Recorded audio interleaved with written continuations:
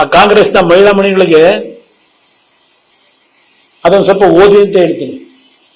ಇವತ್ತೇ ನನ್ನ ವಿರುದ್ಧ ಗೋ ಬ್ಯಾಕ್ ಇದೊಂದು ಚೆನ್ನಾಗಿ ಕದ್ಬಿಟ್ಟವ್ರಿಗೆ ಎಲ್ಲರೂ. ಯಾರ ಮೇಲಾದ್ರೂ ಏನಾದ್ರು ಧರಣಿ ಮಾಡಬೇಕು, ಏನಾದ್ರು ಅವ್ರ ವಿರುದ್ಧ ಹೇಳಬೇಕು ಅಂದ್ರೆ ಗೋ ಬ್ಯಾಕ್. ಇದೆಲ್ಲ ನೋಡಿದೀನಿ. ಆ ಕಾಂಗ್ರೆಸ್ನ ಮಹಿಳಾ ಪದಾಧಿಕಾರಿಗಳಿಗೂ ಹೇಳ್ತೇನೆ, ಪಾಪ ನಿಮ್ಮ ಬೀದಿಲಿ ಬಿಸಿಲು ಬೇರೆ ಇದೆ, ಈ ಬಿಸಿಲಲ್ಲಿ ಹೋಗ್ಬಿಟ್ಟು ಯಾಕೆ ಪ್ರತಿಭಟನೆ ಮಾಡ್ಕೊತೀರಿ?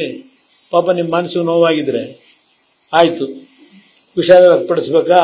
ವಿಷಾದ ವ್ಯಕ್ತಪಡಿಸಿ. ರಾಜ್ಯದ ಮಹಿಳೆಯರು ಯಾರೇ ಇರಲಿ, ತಾಯಂದ್ರು, ನಾನಲ್ಲಿ ತಾಯಂದ್ರು ಅಂತಕ್ಕಂಥ ಪದ ಬಳಸಿದ್ದೇನೆ, ತಾಯಂದ್ರು ಅಂತಕ್ಕಂಥ ಪದ ಬಳಸಿದ್ದೀನಿ ನಾನಲ್ಲಿ. ಇವ್ರ ತರ ಹೆಣ್ಮಕ್ಳು ಕೆನ್ನೆ ನೆಕ್ಕದು, ಇದಕ್ಕೆ ಟಿಕೆಟ್ ಕೊಟ್ಟವ್ರೆ ಅನ್ನೋದು, ಹೆಣ್ಮಕ್ಳು ರೇಟ್ ಫಿಕ್ಸ್ ಮಾಡೋಕ್ಕೆ ಟಿಕೆಟ್ ಕೊಟ್ಟವ್ರು ಬಿಜೆಪಿ ಅಂತೇಳಿ ಅಲ್ಲಿ ಯಾವುದೋ ಕ್ಷೇತ್ರದಲ್ಲಿ ಹೇಳೋದು, ಇಂಥ ಹೊಲಸು ಪದಗಳನ್ನು ಯೂಸ್ ಮಾಡಿಲ್ಲ.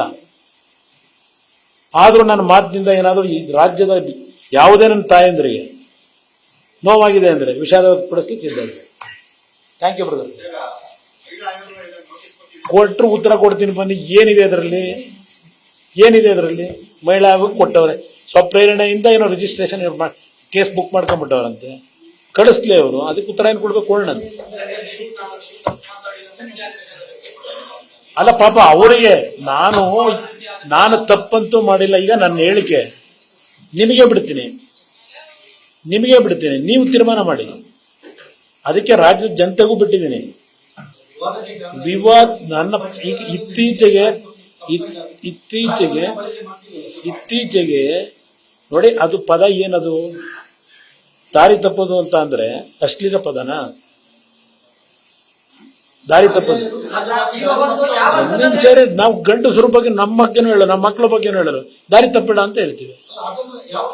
ನಾನು ಹೇಳ್ತಾ ಇರೋದು, ಅದರ ಅರ್ಥ, ನಾನು ಹೇಳಿರ್ತಕ್ಕಂಥ ಅರ್ಥ, ಈ ಗ್ಯಾರಂಟಿ ಸ್ಕೀಮ್ಗಳಿಗೆ ಮಾರು ಹೋಗಿ ಈ ರಾಜ್ಯದ ಖಜಾನೆ ಲೂಟಿ ಏನಾಗ್ತಾ ಇದೆ, ನಿಮ್ಮನ್ನ ಸಾಲಗಾರರಿಗೆ ಏನ್ ಮಾಡ್ತಾ ಇದ್ದಾರೆ ಶಾಶ್ವತವಾಗಿ, ಅದಕ್ಕೆ ಮಾರು ಹೋಗಿ ಈ ಕಾರ್ಯಕ್ರಮಗಳಿಗೆ ಈ ರಾಜ್ಯದ ಸಂಪತ್ತು ಬೇರೆ ಬೇರೆ ರೀತಿ ಲೂಟಿ ಮಾಡೋದು ಒಂದು ಭಾಗ.